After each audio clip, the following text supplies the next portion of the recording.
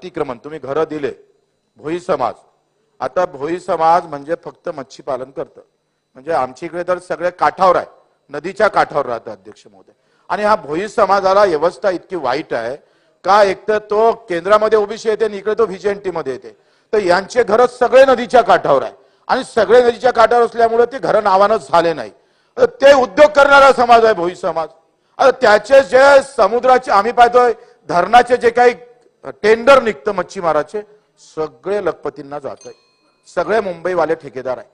म्हणजे मच्छीमारी करतं भोई समाज आणि ठेकेदारी करतोय मुंबईवाला, हे बरोबर नाही आहे. अरे म्हणजे त्यांचं आयुष्य त्या मच्छीमाऱ्यामध्ये गेलं आणि टेंडर फक्त पैशापोटी जर आमचा मंत्री म्हणा किंवा आमचा विभाग म्हणा जर ते वाटप होत असेल, झालं शेवटचं अध्यक्ष महोदय. तर हे अतिक्रमण नियमाकुल काय झालंय, सर्वोच्च न्यायालयानं निर्णय दिला आणि अतिक्रमण नियमाकुल करू नका असं म्हटलं, तर यासाठी कायदा करावा लागेल. सगळ्याच्या